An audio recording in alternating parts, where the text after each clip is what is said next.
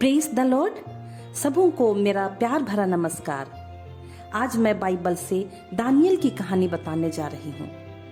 Bible में हम देखते हैं दोस्तों, जब यरूशलेम में बाबुल के राजा नबूकदनेजर ने घेरा डाला और उसे अपने अधीन में कर लिया, तो वहाँ उसने बहुत से यहूदियों को गुलाम बनाकर रख लिया। उन्हीं में से एक युवक था दानियल, जो यहोवा परमेश्वर को प्यार करने वाला और उसकी आज्ञा पर चलने वाला युवक था। लेकिन वहां रहने वाले राजा नबूकदनेजर तथा उसकी समस्त प्रजा परमेश्वर को नहीं मानती थी। अपने शासन के दूसरे वर्ष में एक रात राजा नबूकदनेजर स्वप्न देखा, जिनके कारण वह इतना घबरा उठा कि उसकी नींद जाती रही। वह उसका अर्थ जानने को व्याकुल हो उठा। तब राजा ने अपने स्वप्न का अर्थ बताने के लिए ओझाओं, पंडितों तथा ज्योतिषियों को बुला भेजा। उन लोगों ने राजा से निवेदन किया, महाराज, अपने दासों को यह बताएं कि स्वप्न क्या था, तो हम उसका अर्थ लगाएंगे। राजा ने कहा, यदि तुम लोग सचमुच पंडित या ज्योतिष हो तो पहले मेरे स्वप्न बताओ, जिससे मैं जान पाऊंगा कि तुम उसका अर्थ बता सकते हो। और राजा ने कहा, यदि तुम मेरे स्वप्न का अर्थ नहीं बताओगे तो तुम्हारा प्राण दंड निश्चित है। तब उन्होंने उत्तर दिया, संसार में ऐसा कोई नहीं है जो राजा की यह मांग पूरी कर सके। इस पर राजा बहुत क्रोधित हो गया और उसने बाबुल के सभी विद्वानों को मार डालने की आज्ञा निकाली।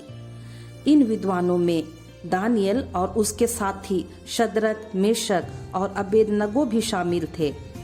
जब राजा के अंगरक्षकों के नायक अर्योक विद्वानों को मार डालने की तैयारी कर रहा था, तब दानियल नायक के पास आया और बोला, राजा ऐसा कुछ भी ना करे।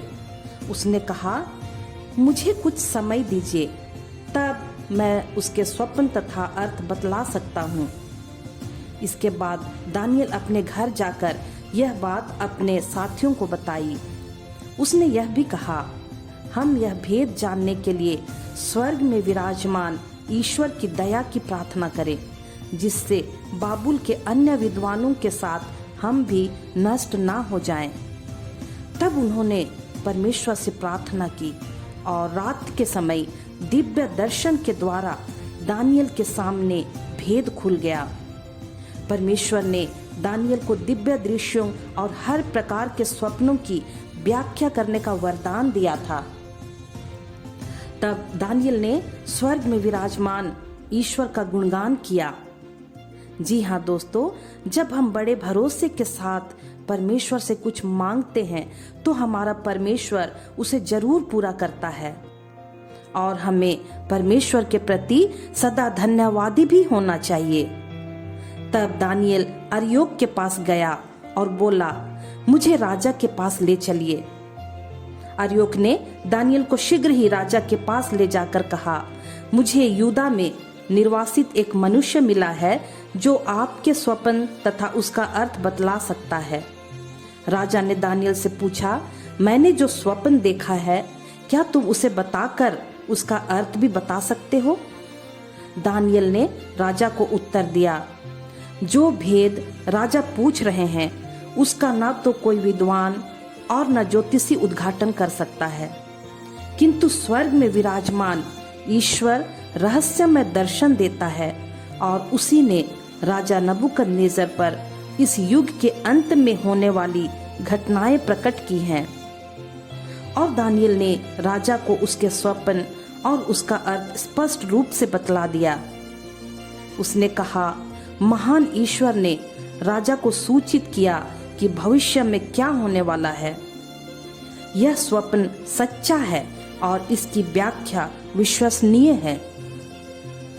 यह सुनकर राजा नबूकदनेजर मुंह के बल गिरकर दानियल की पूजा की और कहा, तुम्हारा ईश्वर सचमुच सभी देवताओं का प्रभु और सभी राजाओं का स्वामी है। वही सब रहस्यों को प्रकट करता है। और राजा ने दानियल को उच्च पद पर नियुक्त किया और उसे अनेक बहुमूल्य उपहार भी दिए। और उसे बाबुल के समस्त प्रांत का शासक तथा विद्वानों का अध्यक्ष नियुक्त किया। यही नहीं, दानियल के अनुरोध पर राजा ने बाबुल प्रांत के प्रशासनिक कार्यों की देख रेख के लिए शद्रक, मेशक और अबेदनगो को भी नियुक्त किया। इस कहानी में हम देखते हैं दोस्तों कि जो रहस्य बड़े बड़े पंडित और विद्वान नहीं बता पाए, उसे साधारण सा युवक दानियल ने अपने परमेश्वर की सहायता से प्रकट कर दिया। इतना ही नहीं, परमेश्वर ने उसे उच्च पद पर नियुक्त किया और दानियल के द्वारा बाबुल के समस्त विद्वानों की जान भी बच गई। हम भी परमेश्वर से प्रार्थना करें तो वह हमें बड़ी बड़ी और अद्भुत आशीषें प्रदान करेगा, जो हमारे समझ से भी बाहर है, जैसा कि उसने दानियल के साथ किया। दानियल ने हमेशा ईश्वर की आज्ञा को मानी और ईश्वर ने उसे बड़े बड़े संकटों से बचाया और आशीषित किया। इन सब बातों को हम अगली कहानी में देखेंगे। आज की कहानी मैं यहीं समाप्त करती हूँ। परमेश्वर आप सबों को बहुतायत से आशीष प्रदान करे। आमीन। Praise the Lord.